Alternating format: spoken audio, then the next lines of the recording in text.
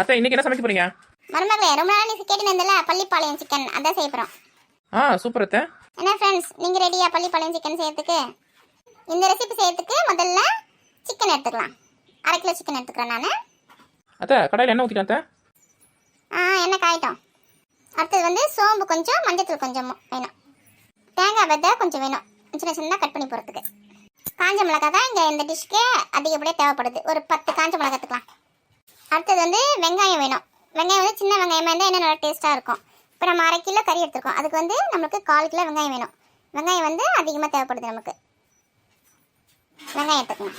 அடுத்தது இஞ்சி பூண்டு வேணும். இஞ்சி வந்து சின்ன சின்னதாக கட் பண்ணி நிறைய போட்டுக்கணும். அதேமாதிரி பூண்டு நிறைய சின்ன சின்னதாக கட் பண்ணி போட்டுக்கணும். நாங்கள் வந்து அரைச்சி போட்டுக்கிறோம், நீங்கள் வந்து கட் பண்ணி போட்டுக்கோங்க.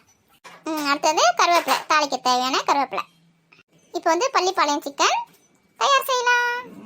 மருமகளே, எண்ணெயில் கொஞ்சம் சோம்பு போடு. போதும் பாருங்க. போதும் போதும். அடுத்தது வெங்காயம் எடுத்து போட்டு வதக்கு. வெங்காயத்தை வதக்கிட்டேன். கருவேப்பிலை போட்டுக்கோ. கருவேப்பிலை போட்டாச்சு. இப்போ இஞ்சி பூண்டு இருக்கு இல்லையா, இஞ்சி பூண்டு பேஸ்ட்டு அதை போட்டுக்கோ. போட்டுட்டேன். நல்லா வாசனையாக இருக்குல்ல? ஆமாம் சூப்பர் வாசனையாக இருக்குது. காஞ்ச மிளகா இருக்குல்ல, அதை வந்து ஒரு 3-4 பீஸாக, ஒரு மிளகா ஒரு 4 பீஸாக கட் பண்ணி இதில் போடு. போட்டாச்சு. அந்த மிளகாய் இருக்க விதையெல்லாம் நிறைய காரம் வேணும்னா நம்ம போட்டுக்கலாம். கொஞ்சம் காரம் எங்களுக்கு போதும் அப்படின்னா அந்த விதையெல்லாம் எடுத்துகிட்டு அந்த மிளகாயை மட்டும் நம்ம போட்டுக்கலாம். நாங்கள் வந்து எங்கள் காரம் அதிகமாக வேணும்னு அந்த விதையும் சேர்த்து போட்டுக்கணும். நல்லா வதக்கி விடு. நல்லா தான் வதக்கிருக்கேன்.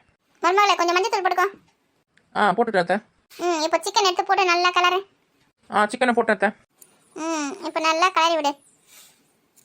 இப்போ தண்ணி ஊற்றிக்கலாம் மாட்டேன். சிக்கன் நல்லா வதக்கிட்டியா? இப்போ தண்ணி ஊற்றிக்கோ. தண்ணி ஊற்றி வேகத்துக்கு தேவையான தண்ணி ஊற்றிக்கோ. போதுமா? போதும் போதும். தட்டு போட்டு கொஞ்ச நேரம் மூடி வைக்கலாம். அத்தை இது ரொம்ப சிம்பிளாக இருக்கு அத்தை. ஆமாம், குழந்தைங்களாம் அது நல்லா விரும்பி சாப்பிடுவாங்க, நல்லா டேஸ்ட்டாக இருக்கும். அத்தை தேங்காய் போடவே இல்லையே? தேங்காய் வந்து கறி நல்லா வெந்துட்ட பிறகு போட்டு ஒரு 2 கறி இறக்கலாம். தேங்காய் வந்து ரொம்ப வேகணும்னு அவசியம் கிடையாது. சரி. இவ்வளோ சிம்பிள் டிஷ்ஷாக இருந்தால் நானே செஞ்சுட்டு இருக்கேன் அத்தை. அதான் சொல்லி கொடுத்துருக்கேன், இனிமேல் நீயே செய்யு. எப்படி செஞ்சு அசத்துறேன் பாருங்க. கறி நல்லா வெந்துட்டு இருக்கோம். தட்டு எடு. உங்களுக்கு தேவையான அளவு உப்பு போட்டுக்கோங்க. நாங்கள் உப்பு சொல்ல மறந்துட்டேன். நல்ல வேலை பண்ணீங்க போங்க அத்தை. சிக்கன் நல்லா ரெடி ஆயிடுச்சு அத்தை.